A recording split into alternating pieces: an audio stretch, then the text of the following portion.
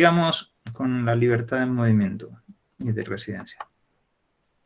Digamos, para eso quería poner solo un caso muy curioso que lo tenemos cerca, en Panamá, y esto es de un ecuatoriano en que atravesó Colombia caminando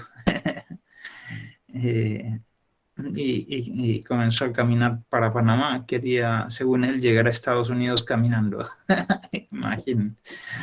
Y el problema es que no tenía documentos. Entonces, en 1996 fue arrestado y deportado. Usted no tiene documentos para caminar aquí, pues váyase afuera, regrese a su país. Y nada, las autoridades de migración hicieron esto.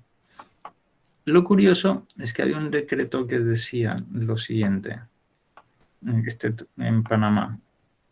Cualquier extranjero que evada la orden de deportación contra él, permaneciendo en el país de manera clandestina o evadiendo la pena, retornando al país, será sentenciado a 2 años de trabajo agrícola en el penal de Coiba y será obligado a dejar el país al final de ese periodo.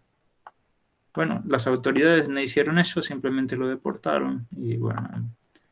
Pero ¿qué es lo que sucedió? Vélez fue arrestado y deportado nuevamente en el año 2002. Se ve que le gustó eso de caminar hacia Estados Unidos y sin papeles, ¿no? Bien. No pusieron en esta segunda vez tampoco esta sanción, que estaba, porque ya había evadido y había vuelto al país. Y Vélez volvió en ese mismo año, a finales de ese año, en noviembre, a caminar hacia Estados Unidos por allá. ¿Realmente estaba caminando hacia Estados Unidos? Nadie lo sabe. Digo, de varios años ahí ya se dan cuenta que no es tan claro que demore más de 10 años en llegar, bueno, 8 años en llegar, no serían 6 años en llegar a Estados Unidos. Entonces las autoridades ya se pusieron un poco en mal plan, lo arrestaron, le confiscaron los bienes, era tener una cámara, $2,000, y lo transferieron a un penal. ¿Por qué? Porque no había ninguna cárcel, un centro de detención para migrantes, entonces lo pusieron junto a los presos comunes. Si ustedes fueran la autoridad, ¿qué harían con él? Digo, ¿le aplicarían el decreto? Digo, ustedes ven, ha evadido la orden 2 veces, está tratando seguramente está haciendo comercio y no sabemos de qué cosas, ¿no? Y bien, entonces las autoridades le dieron una sentencia de 2 años de prisión después de algún tiempo y regresó a la prisión La Joyita, y esto en unas condiciones paupérrimas, ¿no? Entonces ya se dan cuenta que mucha gente viviendo en un mismo lugar. Esto se da en muchos lugares del mundo, no solo aquí. Y ahí fue maltratado, muchos golpes sufrió, antes estuvo atado a un poste 8 horas. Bien, hubo una huelga y una crisis porque no había agua en toda la prisión. Y entonces, no solo en la ciudad, piensen ustedes, si no hay agua en la ciudad, lo primero que ustedes como autoridades dicen, bueno, primero desmorgue a las familias y lo último que piensan quizás es en las prisiones, ¿no? Entonces esta gente estaba en unas condiciones miserables, ¿no? Bebiendo agua de cualquier clase, ya se imaginan, ¿no? Y esto les creó a los presos, bueno, úlceras y una crisis, y entonces entraron a una huelga de hambre, diciendo, miren que también nosotros existimos, ¿no? Bien, es complicada la situación también para las autoridades, hay que decirlo. A veces uno solo ve una parte, pero digo, no ven también las autoridades de migración. Y bueno, no les alargo la historia. Esta persona pidió muchas veces la deportación de nuevo. Le dicen, bueno, usted está cumpliendo una pena aquí. Usted ha evadido 2 veces la ley del país, cumpla. Pero claro, lo que no decía la ley es que no podía, es decir, que decía la ley también que no debería de recibir todos estos maltratos que los recibió. A la final, digo, bueno, tuvo muchas otras cosas después de esta, se cosió los labios y le dije, bueno, usted entra en huelga de hambre, los pusieron en una detención en un lugar peor de la cárcel, donde también le pegaron y tuvo una contusión en el cráneo, pidió ir al hospital, no se lo dieron al hospital. Y después, bueno, una ONG internacional se interesó por su caso y bien, a la final le dieron la deportación después de mucho tiempo y demandó a Panamá desde Ecuador cuando ya regresó. Y en la Corte Interamericana de Derechos Humanos ganó el caso.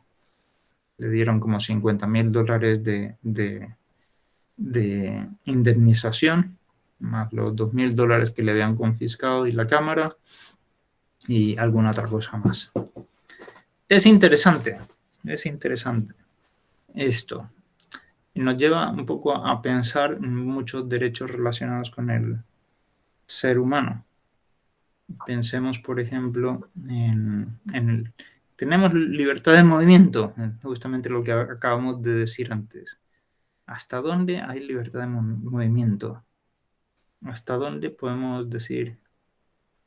Dicho sea de paso, la Corte Interamericana dijo también que este decreto no estaba de acuerdo con los estándares de derechos humanos. Y a la final, Panamá lo derogó, este decreto.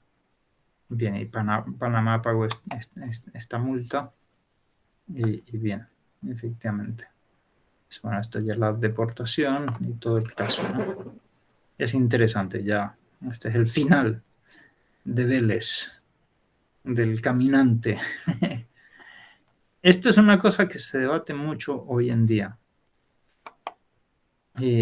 Hasta dónde tenemos, bueno, el derecho, volvamos a esto, a caminar.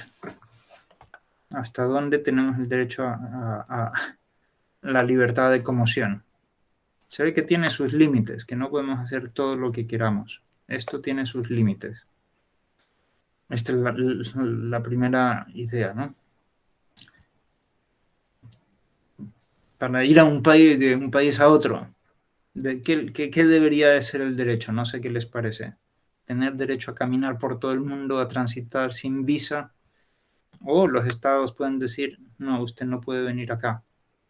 Digo, yo perdí un vuelo justamente porque la visa para Canadá no me llegó. Yo iba a estar solo en tránsito en Canadá 1 hora. Y entonces había que pedir visa por esa hora en tránsito. Y la visa, hice todo el trámite, pero nunca me llegó la visa. Era en línea, la hice en línea, pero nunca me llegó. Entonces hay muchas personas que dicen, esto es absurdo. Y entonces, ¿qué les parece a ustedes? Digo, ¿hay derecho a eso que se llama la ciudadanía universal o no? La ciudadanía universal, digo, filosóficamente estamos hablando, ¿no? No, desde luego, en los papeles no hay ese derecho, ya les digo, cada país pone sus condiciones, por más absurdas que sean, aunque uno esté solo 1 hora en Canadá, a uno le piden que tenga una visa de tránsito y llené un formulario que me tomó 1 hora llenarlo, digo, impresionante, no era, me preguntaron por los padres, por todo el mundo, ¿no? Por a qué se dedican mis padres, a qué me dedico yo, cuánto tiempo he trabajado, en dónde en los últimos 10 años, qué cantidad de cosas. El Papa Francisco está abogando por esa ciudadanía universal. Digo, él dice, ¿no?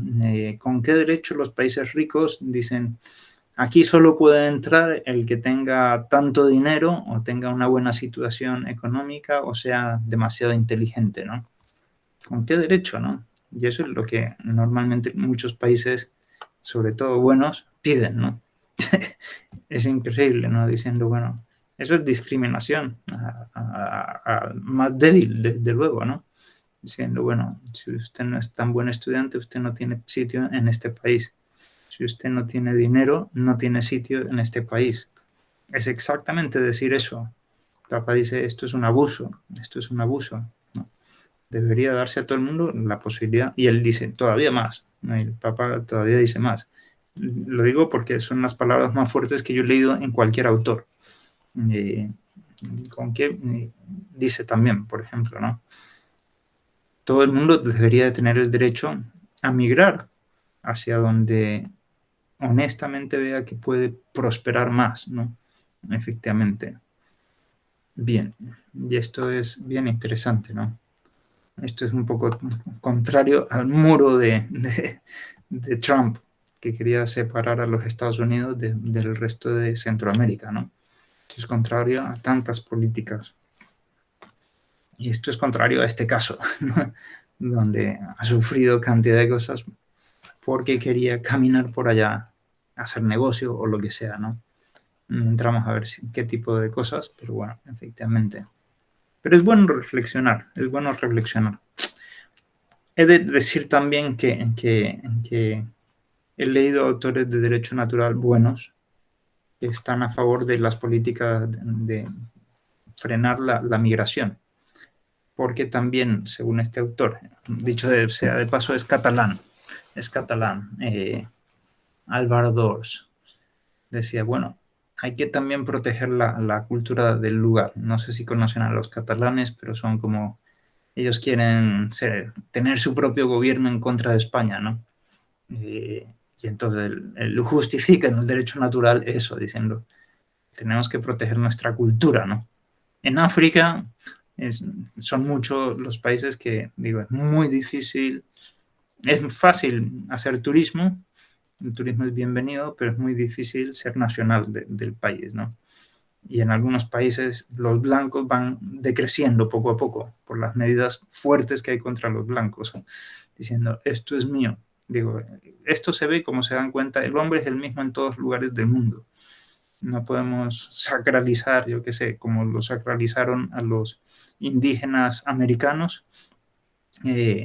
Al principio, cuando se descubrió América, hubo algunos libros diciendo, no, eso, ellos son gente buenísima y todo esto, no, digo, todos tenemos cosas buenas y cosas malas, ¿no? Todos, todos, todos, todos. Bien, pero tratamos de hacer, y en esta materia especialmente, ver cuál es el objetivo aquí, ¿no? Bien, a mí me parece que las palabras del Papa en estos temas muy jurídicas, digo, tienen bastante peso, tienen bastante peso. Es un ideal de alcanzar la ciudadanía universal. Ahora sí, veamos otra cosa que es relacionada, que es el derecho al hogar, a la casa, a un lugar para habitar. Esto ha sido muy desarrollado por las Cortes de Derechos Humanos. ¿Qué es hogar? ¿Qué les parece que sea un hogar?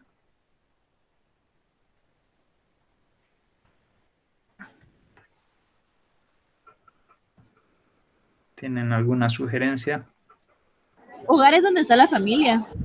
¿Dónde está la familia? Muy bien. Ajá, tal vez ¿Dónde se no habita? necesariamente como nuestra casa donde vivimos, pero donde nos sentimos seguros, donde convivimos con nuestra familia. Sí, Es más como un sentimiento que un lugar. sí. El break, por Donde se cierto, respeta la privacidad. donde se respeta, bueno, puede haber otros lugares donde se respete la privacidad que no sean necesariamente hogar, ¿no? Sí, efectivamente, la familia, ¿no? Y si no tienes familia, tienes hogar. Parecería que también se podría tener hogar, ¿no? Efectivamente, a veces es bueno diferenciar qué es casa y qué es hogar. Hay una, bueno, a veces es bueno diferenciar casa, hogar y morada. Morada es aquel lugar donde estoy, ¿no? Esto es muy interesante. ¿Saben qué es esta fotografía?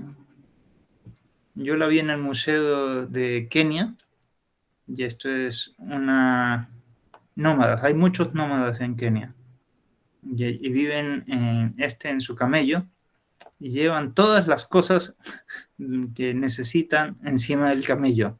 Y un día duermen aquí, otros días duermen allá. Tienen mucha tierra. Esto es muy interesante. ¿Tienen ellos hogar?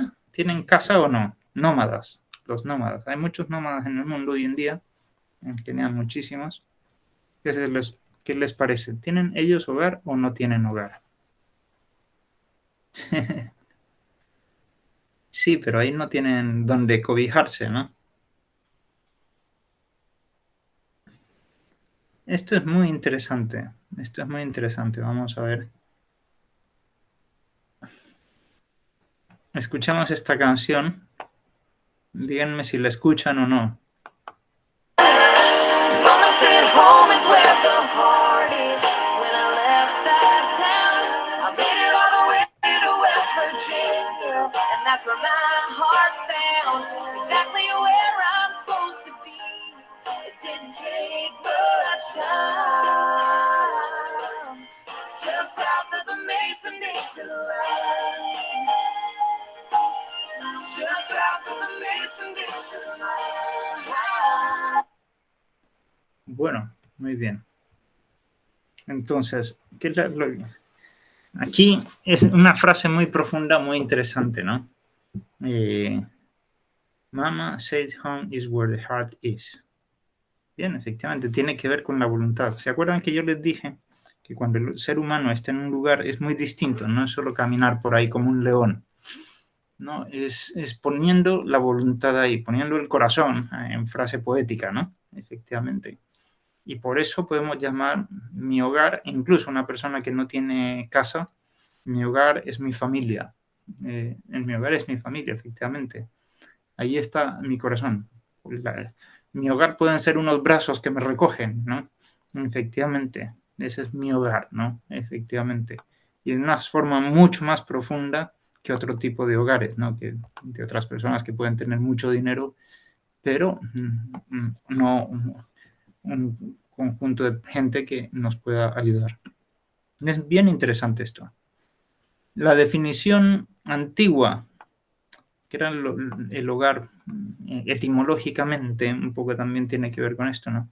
De casa, ¿no? Casa es el lugar donde la persona guarda sus cosas, efectivamente. Esto era como en lo antiguo, ¿no? La casa es, pues, es el lugar donde guardamos todas las cosas.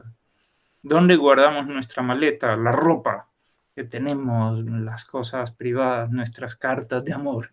¿No? En la casa, ¿no? En la casa. Quizás en la oficina alguna cosa, pero nos guardamos nuestras cosas y sobre todo nos guardamos. Y esto ya es profundo, ¿no? Nos guardamos, nos guardamos. Por eso casa puede ser un par de brazos, ¿no? De alguien que amamos y nos guardamos ahí. Y ese es nuestro hogar, efectivamente, ¿no? La casa comprende, este es el lugar donde la persona se queda y hace suyo para protegerse, alimentarse, descansar y satisfacer. Estamos viendo consecuencias de lo que hemos visto antes, como se dan cuenta. El lugar donde la persona guarda sus cosas, ¿no? Todos los materiales, los instrumentos para trabajar. Aquí viene el tema. La oficina puede ser hogar. Ya veremos después algo de esto, ¿no? También es la familia que nos acoge. Ese es mi hogar, ¿no? O la patria o la ciudad que nos acoge. Ese es mi hogar, ¿no? Y ahí vivimos, crecemos, somos libres. Cuando vengan los años, algunos de ustedes habrán partido a otros lugares, ¿no? A otros lugares para vivir, seguramente porque algunos se case con uno, con otra, y recordarán Guatemala como su hogar, su hogar. ¿Por qué? ¿Por qué? Porque ahí hemos vivido, hemos crecido, nos ha dado más de lo que esperábamos, ¿no? Nos ha dado gusto por las cosas locales y por la gente, y por el modo de ser, y eso nos ha conformado. Somos hijos de nuestra familia, de nuestra ciudad, de nuestra patria. Somos hijos, y eso es parte de nuestro hogar. Es muy interesante esta aproximación, que es la más profunda, porque desde ahí podemos distinguir muchas cosas. El derecho al hogar, el derecho a la casa, el derecho a la tierra tradicional y el derecho de los refugiados o desplazados. Nos damos cuenta que es como esa voluntad que va tomando más espacio en varias cosas y que hace suyo todo eso, hace suyo todo eso. Y el derecho debería de proteger todo eso. no solo, bueno, no solo un techo para abrigarse de la lluvia. No, el derecho tiene que proteger lo más humano para humanizarnos, ¿no? Las leyes están para eso, para humanizar al ser humano, para humanizar a todas las relaciones sociales. Veamos rápidamente, este es otro nómada, para ver otros nómadas. Esto es del Polo Norte, ¿no? No sé si lo ven ahí, con el águila. Es impresionante. Otro tipo de construcciones aquí, movedizas. Bien, estos son unos meses donde no hay tanta lluvia, de tanto hielo, como se dan cuenta, ¿no? Pero está por allá. Pero va cubierto de todo, forrado el tipo. Bien, entonces, es propio del ser humano tener un hogar. Esto lo dicen todos los tratados de derechos humanos. Debe darse un hogar a quien carece de él, especialmente a los menores. Esta es otra idea, ¿no? El hogar, la vida hogareña y la intimidad familiar son inviolables. Estoy leyendo frases de tratados de derechos humanos, ¿no? Ningún domicilio debe invadirse o destruirse. Nadie debe ser removido de su hogar. Esto todo lo tienen como síntesis en el código, como siempre, ¿no? Y un caso que es interesante es Niemitz versus Alemania. Ahí la Corte Europea expandió el significado de casa. Ahí dijo, bueno, casa también puede incluir casa que está protegido por la Convención de Derechos Humanos Europea. Dice, también puede incluir las oficinas o los negocios, porque ahí, efectivamente, digo, es como una extensión del hogar. Si utilizamos la definición originaria de hogar, pues vemos eso, ¿no? Hogar es donde cada uno guarda sus cosas. Hoy también se habla de casa el hosting, ¿no? Digo, es bien interesante. Distinto es pero conectado es el derecho a la vivienda, el derecho a un lugar adecuado para vivir, para descansar, para guardar las cosas. Está conectado, como se dan cuenta. Esto incluye el derecho, según varias cortes de derechos humanos, un uso estable de un lugar para vivir, para que no lo estén moviendo de aquí para allá, que sea posible comprar la vivienda, que sea habitable, ¿no? Porque sea seguro, que haya buenas condiciones para vivir, que tenga agua, luz y otros servicios básicos, que esté cercano al colegio, al hospital, al trabajo. Estos son los estándares actuales de derechos humanos, ¿no? Este es un lugar apropiado para cada uno desarrollarse. De ahí, hay muchos fallos de derechos humanos relacionados con la tierra tradicional. Cada comunidad tiene derecho a sentarse en los espacios que tradicionalmente ha ocupado. Esto es muy interesante. Estos nómadas tienen una cantidad espectacular de tierras donde han vivido por mucho tiempo. Los Masái también, por ejemplo, ¿no? Que son muy famosos en el mundo. Si por fuerza mayor son desplazados, por ejemplo, hace poco hubo una erupción muy potente de un volcán en el Congo y todas las comunidades tuvieron que ser desplazadas. ¿Qué es lo que pasa? Pues, desde luego, tienen derecho a volver cuando ya la erupción y el caos ha pasado, ¿no? Otras veces se las ha desplazado por muchas razones. Se las ha desplazado, por ejemplo, en África para crear parques de protección de la naturaleza. Y entonces han ganado un juicio de derechos humanos los Endorois, diciendo, bueno, ustedes no pueden desplazarlos sin más. Primero tienen que proveerles algún lugar para estar.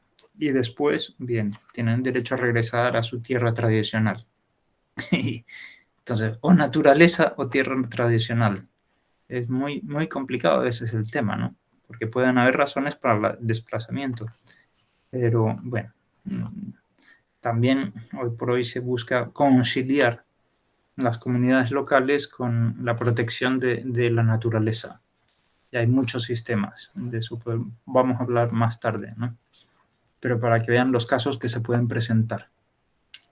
En todo caso, si el regreso fuera imposible, quien se haya beneficiado de eso tiene que pagar. Si es toda la sociedad, pues el Estado tiene que pagarles, ¿no?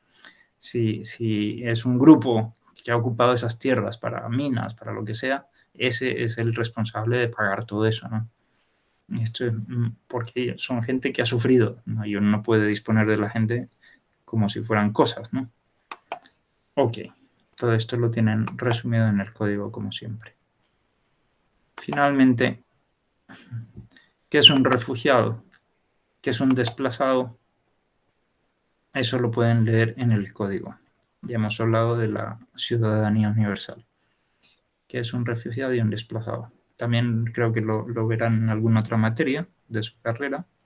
Aquí solo lo vemos desde el punto de vista del derecho natural.